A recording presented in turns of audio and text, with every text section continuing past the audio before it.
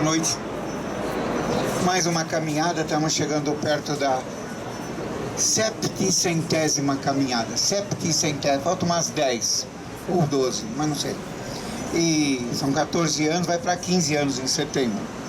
Hoje nós temos dois poetas aqui que vão nos abrilhantar.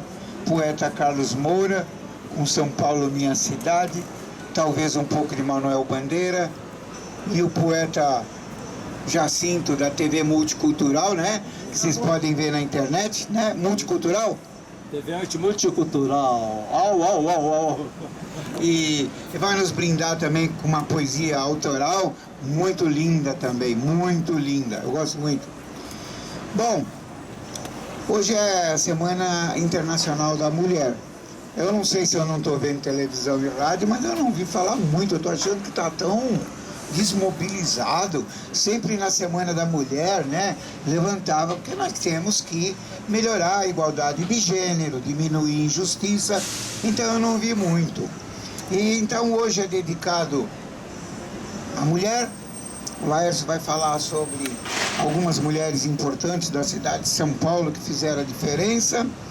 E ontem o movimento Nossa São Paulo, ele fez uma pesquisa com 800 pessoas, 430 eram mulheres, e essa pesquisa foi de 5 a 19 de dezembro, e essa pesquisa dá uma margem de erro de 3%, num universo de 5.400.000 mulheres da cidade de São Paulo, e eu vou tentar trazer alguns dados dessa pesquisa. Por incrível que pareça, eu acho que melhorou um pouquinho. Lógico, essa pesquisa é feita desde 2015, então de lá para cá melhorou um pouquinho tudo, especialmente a legislação, as casas de acolhida e os equipamentos de assistência às mulheres, e isso nós vamos ver traduzido na pesquisa. Então hoje é dedicado à mulher. Então nós vamos caminhar em direção à Praça da República, onde tem uma mulher importante para a cidade, Carolina Renault Ribeiro, e depois nós vamos para o Largo do Arouche. Infelizmente, se a gente for fazer uma pesquisa sobre estátuas dedicadas às mulheres, tem pouquíssimas, salvo a, como é que chama? Cariátides. Mas tem mulheres representadas aqui? Lá dentro. Bom, Lécio, vamos caminhar, porque isso aqui é uma caminhada, não é uma parada? Vamos caminhar. Enquanto a gente espera mais um minutinho juntando o pessoal, vamos começando. E aqui a gente pode falar de algumas mulheres que se destacaram. Vamos falar aqui do Teatro Municipal. Nós tivemos a grande pianista Guiomar Novaes, né? Sucesso internacional, nasceu em São João da Boa Vista em 1894, faleceu em São Paulo em 79. E ela, inclusive, tocava no órgão da igreja, pequeno órgão, o harmônio da igreja Santa Cecília. Uma curiosidade, né? Que quem já leu Monteiro Lobato sabe que tem um narizinho, né? E o narizinho foi inspirado na Guiomar Novaes, que era criança, e o Monteiro Lobato era, acho que vizinho dela, e viu, e achou bonitinho o nariz da Guiomar Novaes, e ela passou a ser o narizinho, né? Bom, se a gente olhar daqui, nós estamos vendo o prédio da Prefeitura Municipal. Não foi a Prefeitura que construiu. Quem construiu foi as Indústrias Reunidas Francisco Matarazzo. O prédio ficou pronto em 1939, mas aí nós tivemos a prefeita Marta Suplicy, que traz então a Prefeitura do Parque Dom Pedro para cá. Mas eu queria falar também de mulheres pioneiras, então nós vamos falar da mulher que levou do Parque Ibirapuera para o Parque Dom Pedro a Prefeitura. Quem foi? Luiz Erundina. Foi? Ela venceu 2 preconceitos. Luiz Erundina. Então foi a primeira mulher a ser prefeita e além de tudo ela era nordestina da Paraíba, né? Então foi ser uma mulher prefeita e ainda ser uma nordestina, né? Então aí foi uma mulher pioneira E ela foi bastante ousada de trazer então, a prefeitura do Parque Ibirapuera para o Parque Dom Pedro. E o projeto era mais ambicioso. Quem olha de cima, ou quem passa perto, vê que tem um cilindro cor-de-rosa. Que seria que cilindro? Mas o que é aquilo lá? É uma caixa d'água. Mas por que fizeram aquilo lá? Porque, na verdade, o projeto da Luiza Erundina era fazer um paço municipal, ou seja, reunir as secretarias. E esse paço, o projeto era da Lina Bobardi. Aquela torre é da Lina Bobardi. Se vocês forem na Sala São Paulo, que fica, não a Sala São Paulo de música, a Sala São Paulo na biblioteca, tem lá todo o projeto da Lina Bobardi, outra mulher importante em São Paulo, não nasceu em São Paulo, nasceu na Itália. Aquilina era o nome dela, ficou conhecida pelo apelido de Lina, né?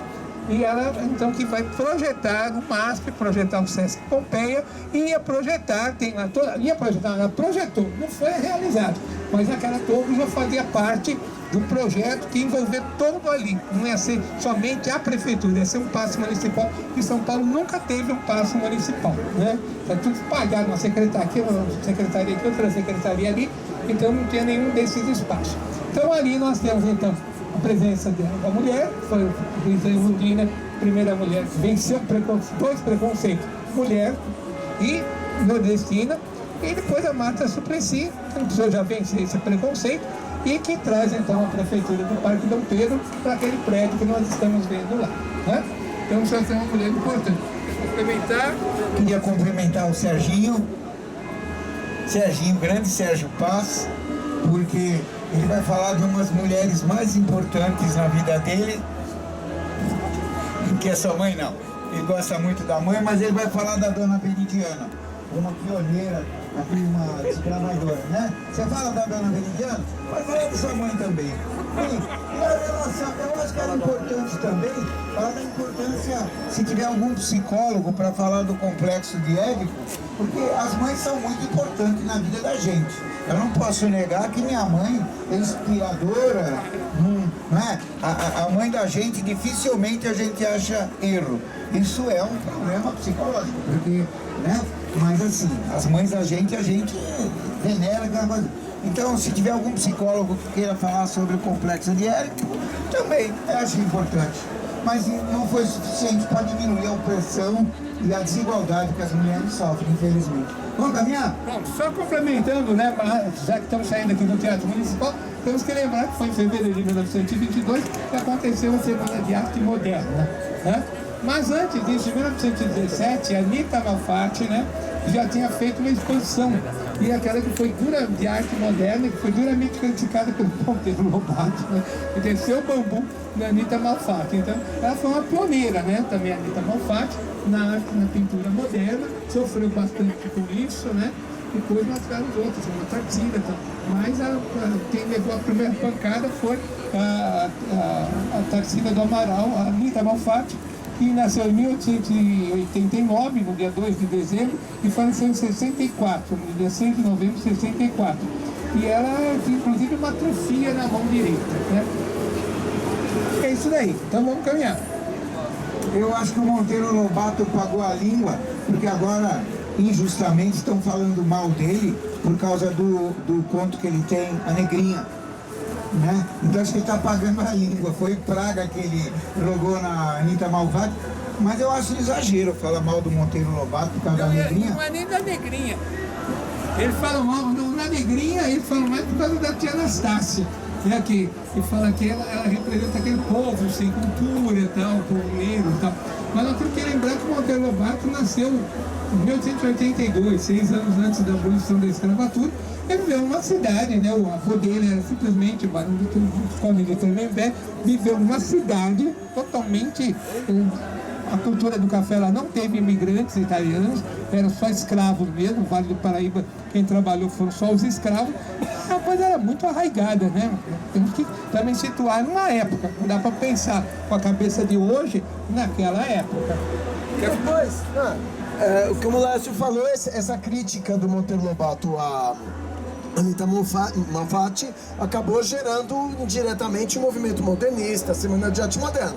Mas depois ele meio que deu a mão palmatória e ficou amigo dos modernistas. Ele reconheceu muito o talento dos modernistas, então não dá pra... mas que realmente ele, num artigo no Estadão, ele criticou a esposa, porque a Anita Malfatti era muito moderna, quebrou muitas regras, né? Ela foi bastante... E ele era muito acadêmico, exatamente. Mas acho que ele, depois acabou se redimindo e foi muito cultuado também pelos modernistas, não é isso? É isso mesmo. Então vamos caminhar então? Bora!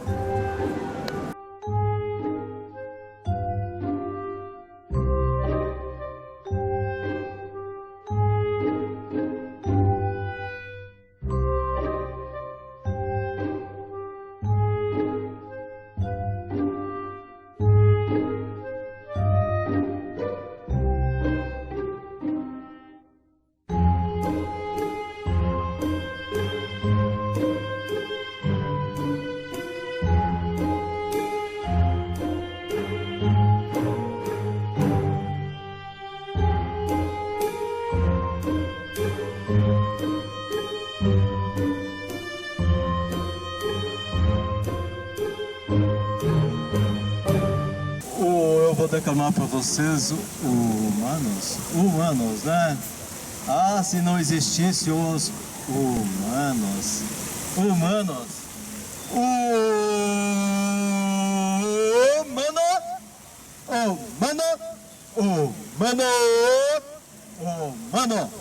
Você já refletiu a vida? Quantas vezes você jogou na dividida? Afinal, o que vale a vida? Olhe para o gesso, preço, passo e o compasso.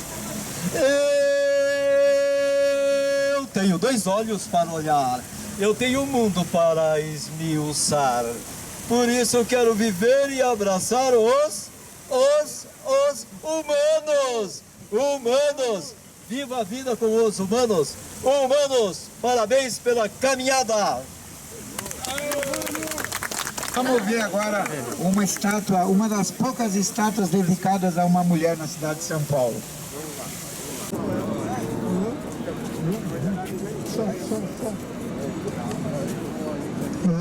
Opa!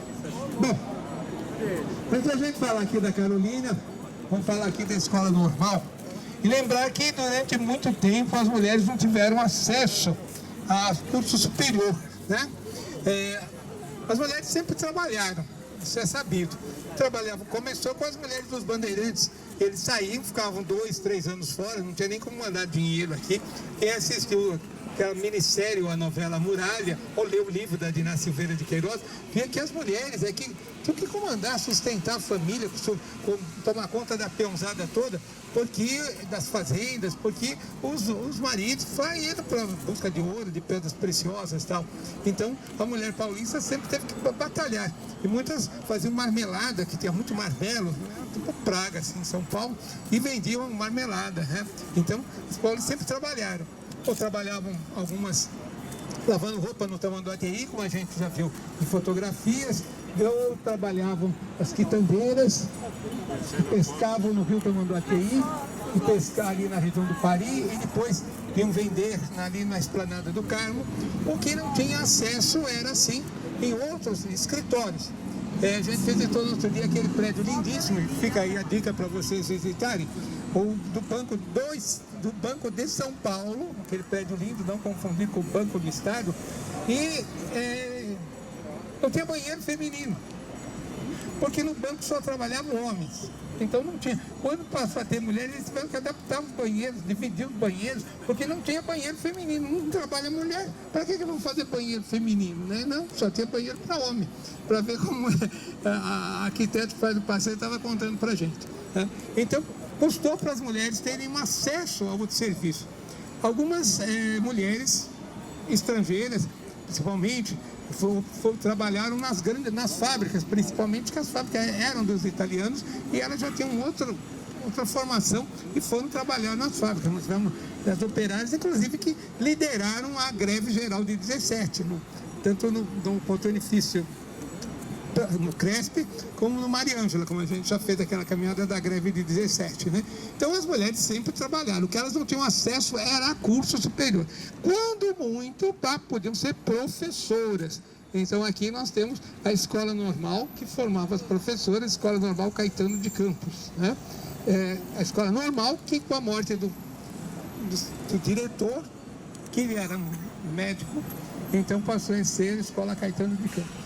Então aí formou muitas mulheres professoras, muitas pelo Brasil, e uma que foi professora aqui também, que vai ser também uma pessoa pioneira, está aqui no nosso livro, a Esther Figueiredo Ferraz.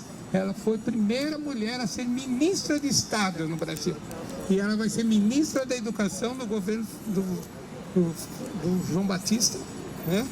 Figueiredo. E ela é ministra o tempo inteirinho. Ela não foi substituída 2, 3 meses depois, não. Foi ministra o tempo inteirinho. Então ela vai ser a primeira mulher ministra de Estado, a primeira mulher reitora de universidade no Mackenzie. Então ela tem vários pioneirismos, né? A Esther Figueiredo Ferraz morreu com quase 100 anos, 90 e tantos anos, né? Nunca casou, nunca teve filhos e tal. Então começou aqui. Interessante também, se eu não falar, o Serginho vai achar que eu estou doente se eu não falar da primeira mulher que estudou direito, né? Então, para vocês verem como... Onde a gente encontra esses pioneirismos, Laércio? Encontra, inclusive, a gente vai estar falando desse pioneirismo lá na biblioteca. É nesse livro aqui, quando começou em São Paulo, que eu fui procurar uma série de inícios de atividades, e sempre que eu encontrei a participação feminina, eu registrei aqui, e sempre que eu encontrei um pioneirismo, eu registrei aqui também. Para vocês terem uma ideia, né, a dificuldade em curso superior, a Faculdade de Direito começa a funcionar, o decreto é de 1827, 11 de agosto, a aula 1º de março de 1828. A primeira mulher a entrar na faculdade foi apenas 70 anos depois, 1898. Qual é o nome dela? Maria Augusta Saraiva. Se formou em 1902. E ela vai ter um outro pioneirismo. Ela se formou, pensou, deixaram ela estudar para fazer média, né, para cotas, não tem nada disso naquela época. E ela tinha muito talento, ela se formou grau 10, ela ganhou inclusive uma viagem para a Europa, como prêmio pelo seu desempenho na faculdade. E ela atuou em tribunal de júri também. E por isso, também o Carlos estava falando de estátuas de mulher, e em 2009 foi inaugurado o busto dela no Tribunal da Justiça, porque não tinha nenhuma mulher. Falavam dos grandes juristas, dos grandes que atuaram nos Palácios da Justiça, no Tribunal do Júri e tal, e a única mulher é a Maria Augusta Saraiva. Mas aí vocês passam ali no Bexiga, ou na Barão de Limeira, tem o METEC. O Bexiga é um grupo escolar, Maria Augusta Saraiva. E você passa na ETEC, na Barão de Limeira, Maria Augusta Saraiva. Será que é homônima? Não, é a própria. Ela depois sai do direito, resolve montar uma escola, ela vai passar para o ensino, e aí ela não podia dar aula. Então ela vem estudar, depois de formar em direito, depois de advogar, depois de atuar em júri, ela vem para cá para se formar no normal, para ser professora, e ela termina como professora. Por isso o nome dela está num grupo escolar, ali no Bexiga, e no ETEC, ali na Barão de Limeira, Maria Augusta Saraiva, né? Já a medicina já foi mais, vocês vão ver aqui no livro, a medicina começa depois do direito, né? Na sequência, primeiro direito, depois a engenharia, né, a escola politécnica, e depois em 1912 que começa a faculdade de medicina. Já na primeira turma já tem 2 mulheres, né? E eram 28 alunos, 26 homens e 2 mulheres, e essas 2 mulheres se formam na primeira turma e se casam com os colegas. Então as 2 primeiras médicas se casam com os 2 primeiros, dos 26 alunos de medicina, né? Então foram também pioneiras essas mulheres, aí já foi em 1912. Nós tínhamos mulheres antes, médicas, mas tiveram que estudar fora do Brasil. O preconceito era muito grande contra as mulheres. E tiveram algumas que foram estudar nos Estados Unidos, então elas não foram as pioneiras no Brasil. Porque teve algumas que estudaram Salvador e outras foram estudar nos Estados Unidos, porque não se permitiu que as mulheres tivessem determinadas atividades assim, superiores. Então aqui nós tivemos grandes mulheres que passaram por aqui, grandes professoras, né? Temos que lembrar, o Carlos falou das mães, mas vamos lembrar também das professoras, né? Algumas talvez nem tiveram filhos, né? Outras nem foram casadas, mas muitas foram assim, como uma mãe ali, né? Principalmente no primário, né? Pra criança não sabia nem pegar no lápis, né? Pegava na mão ali para ajudar até muitos meninos se apaixonavam pela professora, né? Então aqui nós temos a Carolina Renaud Ribeiro, ela foi professora aqui, foi autora de livros didáticos, foi uma pessoa bastante importante aqui homenageada. Deve ter muitas professoras bastante importantes aqui, que passaram por aqui. Aqui foi um celeiro de professoras, mas aqui nós temos a homenagem da Carolina Renaud, uma homenagem à Carolina Renaud Ribeiro, né? Então, tá ali as... Vamos ver lá. Carolina Ribeiro, educadora emérita, homenagem do povo de São Paulo. Ela nasceu em 1892 e... Não, ela trabalhou aqui de 1892 a 1892, que ela atuou aqui. Então é isso aí. Nós temos uma grande professora aqui, grande educadora. Tem muitas professoras, não eram apenas professoras, eram educadoras. Então, uma homenagem a Carolina Renaud Ribeiro, mas deve ter tido muitas professoras educadoras aqui. Alguém quer completar, Serginho? Carlos?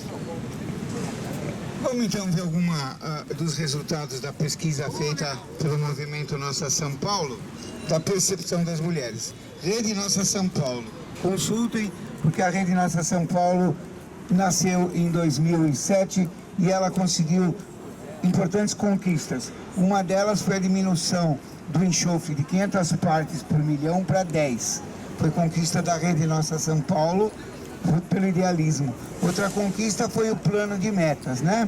Então, a Rede Nossa São Paulo, ela faz muito planejamento urbano e procura verificar na cidade de São Paulo o comportamento da Câmara, do prefeito. Procure ver a Rede Nossa São Paulo. Bom, algumas das coisas que essa pesquisa, entre 800 entrevistados, 430 delas mulheres, os entrevistados 16 anos ou mais, dividido em 5 regiões, por faixa etária e por faixa de educação. Então, margem de 3% de erro.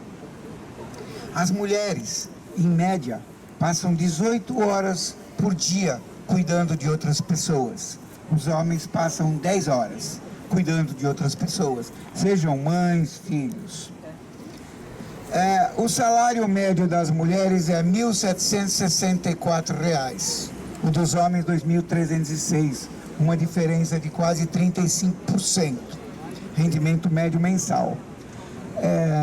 Se houvesse igualdade de salário, nós teríamos um acréscimo no PIB nacional de 380 bilhões de reais no Brasil. Quer dizer, 380 milhões não é pouco, porque acho que o PIB nacional está em torno de 7 bi. Seriam 5% de acréscimo. A Câmara dos Deputados, por exemplo, tem 15% de mulheres. Em outros países já chega a 30%, 35%. Estamos muito atrasados nesse quesito. Em 2015, quando começou a pesquisa com mulheres, foram 38 feminicídios. Em 2019, 154.